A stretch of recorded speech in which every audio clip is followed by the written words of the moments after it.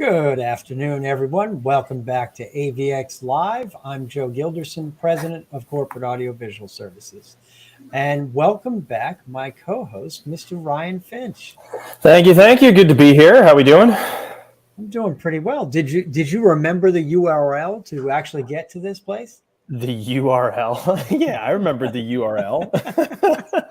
And we're not IRL, so I had to keep it handy. This is good. This is very good. Well, it's a pleasure to have you back again. I don't want to say anything, but last night, my Boston Celtics really had a tremendous night. Don't do it. No, I'm speaking about my team, the Boston Celtics. Okay.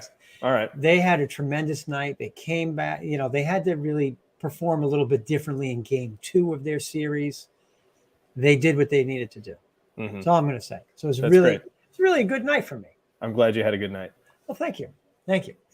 Either way, let's. Were you watching my game? I was not. Okay. All right. So let's keep this thing moving. So last week, I had a really good discussion. You missed it with Janae Mummert of Rentex, and talk about a relationship. Queen. She's a master of it. Tons of industry knowledge. Real marketing mind, but she real focus on long-term relationships, which is very much in line with how we look at things. So we had a really good discussion, but you were probably doing something else. I remember. All right. Well, I think you had some complicated situations going on your side. So, you had big virtual production, didn't you? What is it, on Wednesday? Yeah, last Wednesday. Oh, that's right. Yeah, I did. Yes, that was a virtual production we had. It was a multi-day virtual festival. For some reason, I thought you were talking about last night again. I was about to leave you. But that's in the past, man. I know. Well, speaking of in the past, we had virtual conference multi-day. I got to say, it's a dying breed right now, are the all virtual multi-day conferences. We've seen significantly less than we did, just 6 months ago.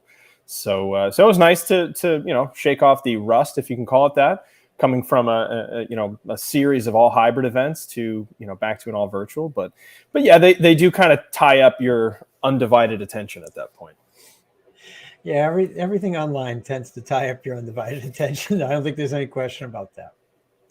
Well, let's tell people how they can find us, because we got a couple of we have 3 pretty special guests in the next coming weeks. So let's remind everybody how they can find us. All right. Well, you can find us on Facebook, on LinkedIn, on YouTube Live. You can do that every Wednesday at 1 p.m. And while you're there, drop us a comment, right? Be part of the show. Ask a question. We'll answer it live.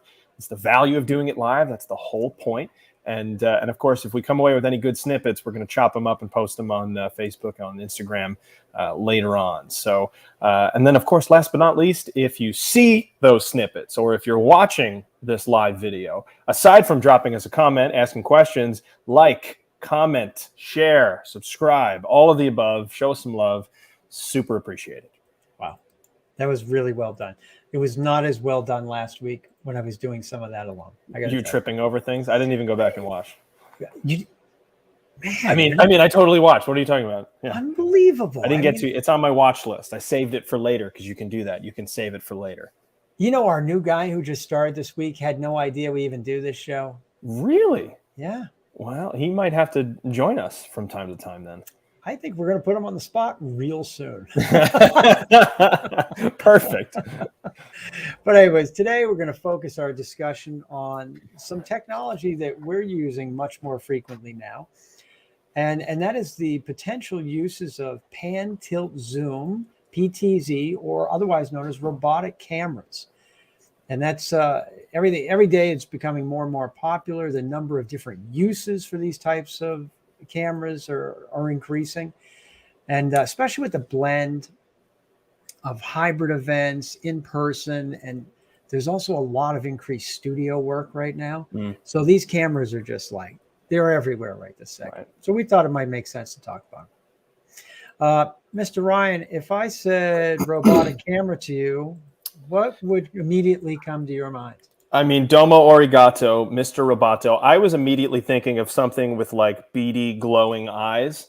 And oddly enough, You mean like no, that? not like this, which that worked out very nicely. But no, a PTZ camera, right, is robotic in a sense, but it looks a little bit more like something you might see hanging on a wall, right, mounted like a security camera.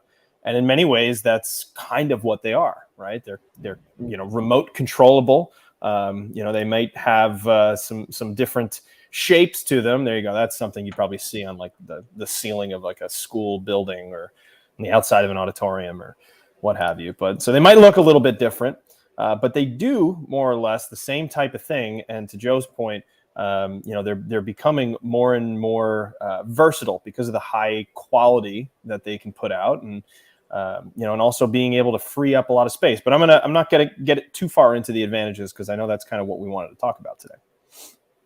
Well, either way, I mean, the fact that it can be a lot of different things is really the important thing. I know here, look, we have production cameras. We then have web cameras. Then we have these video conference cameras, and we end up using a lot of these PTZ or robotic cameras as well. Now, the PTZ, so pan, tilt, zoom, it's because it can move around, right? It's a programmable type of camera. And that's actually one of the interesting things too, is the fact that you can program it and automate it and control it from outside spaces. So you're saying we could decide what this camera looks at and make it look back at that at any time we want. We could. Woo! And Joe, I mean, is there some sort of, like I'm thinking of buttons. Like where do are there buttons for something like this? Well, there are buttons, some have apps, some have buttons, just like that pretty little device right there on screen. It's got that joystick to the right, just like a video game. You can then move that camera all around and try to get a better shot. You can zoom in on it. You can, pan out. There are a couple of different ways to do them, but all those numbers, the 1, 2, 3, 4, 5, a lot of times you can pre-program those shots ahead of time. So that will allow you to always come back to certain shots while you're trying to zoom in on something else. So they're pretty slick. I've actually operated that control right there before, and it's a lot of fun. It does take somebody let you do that? Yeah. Somebody needed to like hit the restroom or something. I'm like, I totally got this. Yeah, right. I hope there's a cue. Here we go. I'm like, come on, baby. Yeah, it's a little sensitive, so you got to get used to the, how to control it properly. But really, a lot of cool usages. And in that particular case, we had a performance going on stage. So we had pre-programmed like a guitar shot. We had pre-programmed, obviously, lead singer, drum shot. Like we had kind of shots already in queue. So when we go to the guitar solo, we could then hit, selection 3, and it would go over to that. And it made, kind of a moron like me look pretty smart. So. Well, that's tough to do, So nice. There was a big red button. It said, "Whatever you do, don't hit this. Hit this button." I hit Oddly that enough, first thing. We have a button like that on our switchers, right? Don't hit this button, and for some reason that button exists, and sometimes people hit the button. And it has to be right next to the most common button too. I don't understand that. Oh man, might have even been the same show. Yeah, right. Seriously. Yeah. But well, let's think. Where do you think would be some of the common uses of this type of camera, of a robotic or a pan tilt zoom type of camera? Sure. Well, and we certainly have some examples. I would say, the most obvious starting point is the same thing that we use other cameras for, right? So if I can bring up a quick example. So this is an event for our friends at WJCS that we had highlighted a couple of weeks ago on this show for, just the level of production that went into the hybrid scenario in this case. So now you'll see to the left of your screen, there is a camera operator standing behind a more traditional production camera. And that's pointed at the stage. And if you want to call that camera 1, that's great. And then off to the right, it's a little tiny in this, maybe tough to tell. Off to the right of that camera, at the far end of the room, you may be able to see another camera and another camera operator that is tucked away off stage. And that one is focused back at the audience. And so again, kind of alluding to our previous show where we covered going back and forth, camera 1 and camera 2, showing the audience shots, seeing people in the room as they're bidding and donating, whatnot. In this case, we made a conscious decision to have that be a physical camera operator, and there are reasons that go into it. So, to answer your question directly, the first way that we can use robotic cameras are to replace the cameras that we'd otherwise use. And Joe, do you want to talk about what the advantages are in that regard? Well, sure. And it certainly depends on the type of camera, right? Right. Like in that particular case, one of the reasons we didn't was because of the distance from the stage to where we were going to have the camera. Sometimes, footprint is a big issue. Sure. But either way, there can be, there's a lot of really different advantages, but if you can, it's an easier way to add multiple cameras is Sure. one thing, just to make it a little more interesting, add a little variety. Yeah. Especially with the fact that we're coming out of the Netflix last 2 years and everybody's been watching something, exclusively, and everything is a video or everything is streaming. And Right. like people have a higher level of expectation. Absolutely. And certainly in a studio as well. Now, I've been to the QVC studios just outside of Philadelphia. And last I had heard, that was the largest studio east of the Mississippi, because they basically run 24 hours a day. And they had like 4 rooms. And this was a number of years ago now, so I'm sure that they've changed since.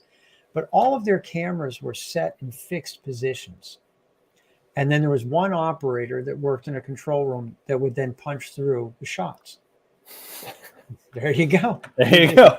He just used that. So there you go. One guy, right? One operator. And here we have 2, right? Like we already have twice as many, and there's only 2 cameras here.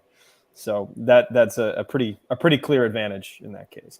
But I want to back up to something you said, the footprint, right? Because we have some visual examples to show. So to bring this back up, right? So look at our camera operator in the back, right, on the left-hand side here. And he's got his camera. I mean, he's taking up probably roughly, I would say, maybe 4x4, 5x5, probably 5x5 as far as footprint in the room. And as anyone who has planned events knows, that can be a lot of space that you might otherwise want to sell as a sponsor table or, fit more seats in the room, right? So to juxtapose that with Exhibit A. Okay, so now we have the camera upside down, hung from truss in the back of the room that's focused at stage, and we don't have that 5x5 footprint hanging or taking up the space in the ground. So obviously that's a pretty clear advantage as to what that brings to the table. Yeah, and in that particular case, there happened to be a connecting room that was literally straight ahead from the stage. So to all of a sudden have a 5x5 area with a camera and a person and all this stuff kind of running to it, like that would take up half of the entranceway. It's not really a desirable situation for anyone. And Sure. so that was part of the reason that we had gone to this solution in that.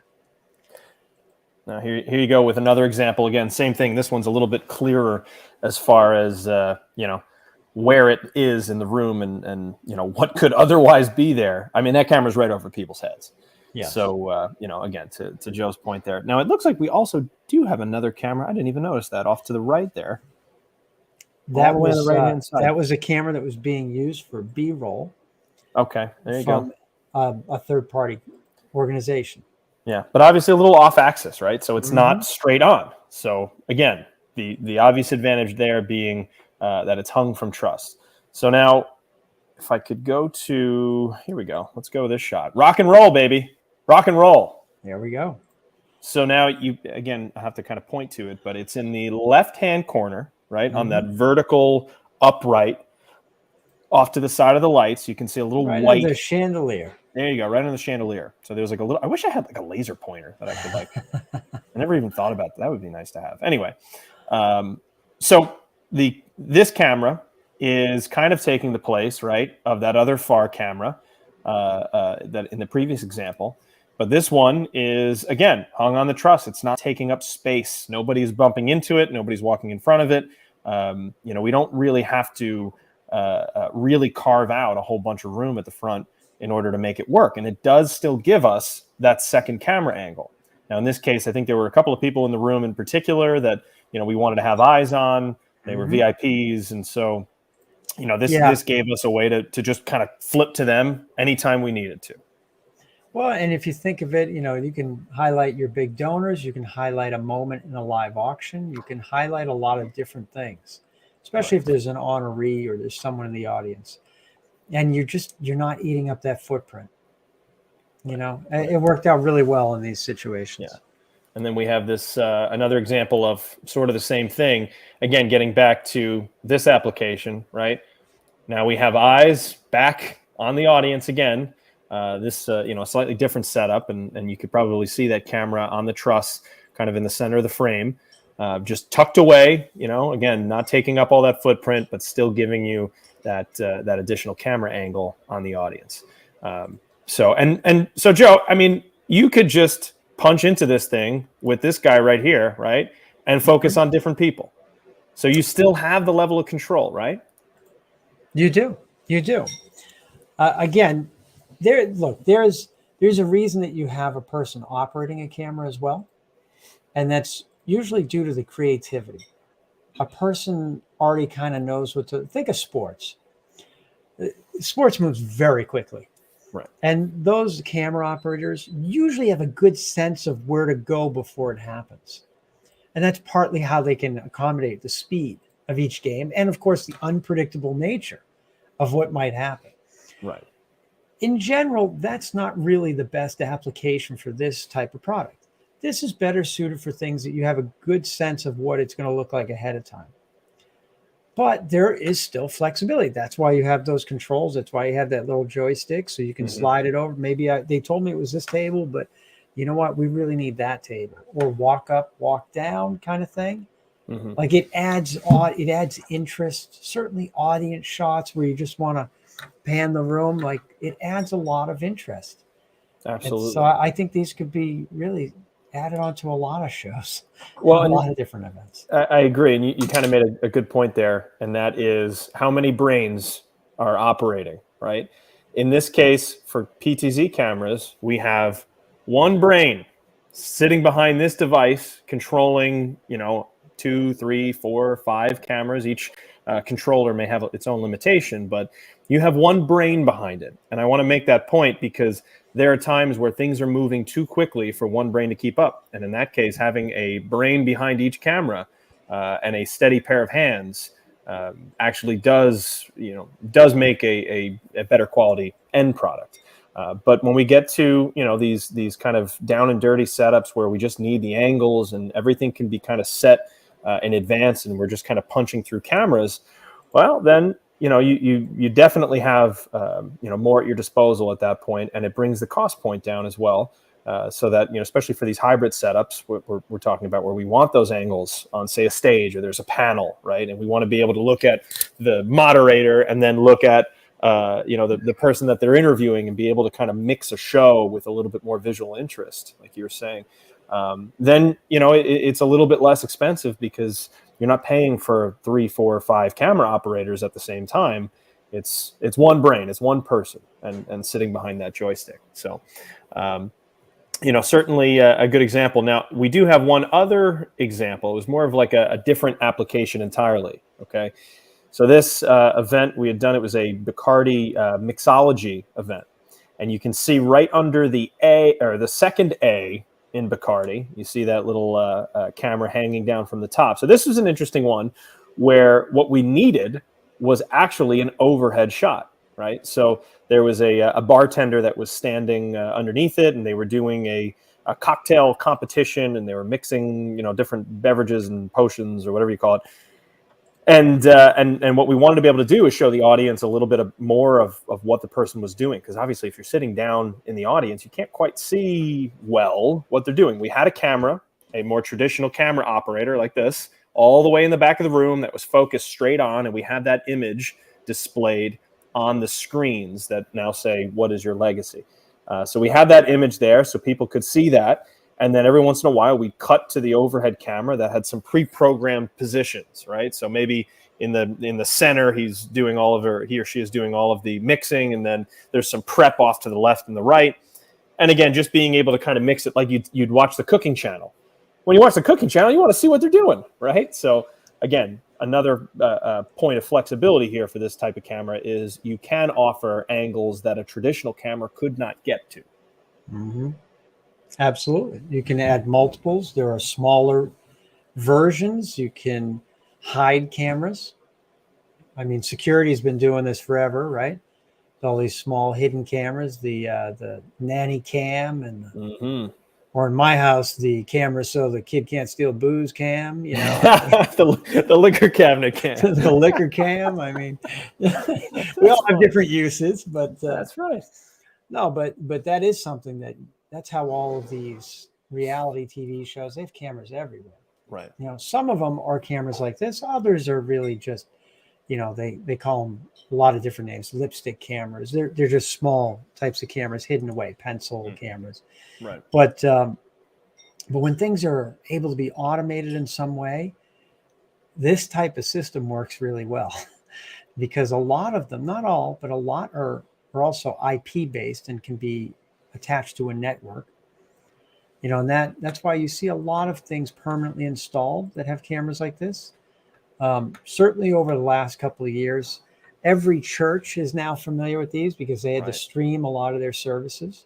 Right. And so, you know, you can if you ever watch a service, you can see that there's someone who's usually very unfamiliar with controlling that little controller that you have right there, because they're taking some really bad shots. So back to what Ryan was saying about there's one brain. Well, you need one brain who actually knows what to do with it. So, you know, I know they're volunteers, so I get that. But but you know, you do have the capability to do things. So. Right. And that's why you see them in multiples as well. Yes. Well, and another point we should probably make, Joe, is as far as availability goes, these are high demand items right now. So we're talking about graduation season, you know, where there might be a really big stage and, you know, they want to catch the procession. They want to catch, you know, the students getting their actual diplomas, and that might be in a different part of the stage as they actually get to smile and wave. And, you know, so PTZ cameras are actually becoming a really common solution for things like that. But they're catching on in a lot of different areas. Again, getting back to the whole, you know, hybrid scenario where everything needs to be, you know, amenable to a video format. It just makes sense that more cameras is going to be the option. And because these are, you know, high efficiency and lower cost solutions than, say, having 5 cameras and 5 operators, well, that leads to a much higher level of demand for these types of items. So even that's something we're seeing right now, where we're looking for them and they're a little harder to find. So definitely, you know, if this piques your interest, if you have projects that you know, seem like this would be a good fit, start that conversation early, right? You know, we're still dealing with a number of, you know, delays and slowdowns as far as manufacturing and equipment and delivery times. So, you know, this is no different. And in fact, it's even worse because the quantity that is available is in hot demand. So, you know, definitely worth starting that conversation early. Absolutely. You know, Ryan, I just posted a link into the comments section that will go out on the stream, and that is of a particular article or review that came up on the rise of the PTZ camera and why. And, you know, people can go through it if they're interested. There's some really good applications, but it speaks to the why, right? And the reason these became so much more popular in the last really 5 years is because the quality of the camera, the sensors and the lensing became much better. Right. It's just technology improvements like anything else. But it is actually a pretty cool article. And they talk about some of the different particular cameras, but more, you know, they're talking about technology. You know, they're talking about power over the Ethernet, NDI. They're talking about things that are all network based. But the fact that the camera costs have come down at the same time that the quality's improved has now made them a good fit for a lot of different things. This is a broadcast TV broadcast type of channel here, so they'll refer a lot to that. But either way, it's pretty interesting, how things have changed. I know that's why we see it a lot more in our world now too. Right. Yeah, it's funny because whereas it used to be something that was very one-off, very niche, like that Bacardi thing I just showed you, right? Like that's not an everyday type of setup, and then even some of those rock shows, it's not every day that there are particular people that they wanted to highlight, and in combination of the fact that you didn't have any space to work with. So again, it was very need driven. And now I think it's much more consumer driven or client driven, where they say, "Oh, can we have this?" Because now they see the value of that and they know the expectations that go along with it. So, definitely a development that we've seen as well.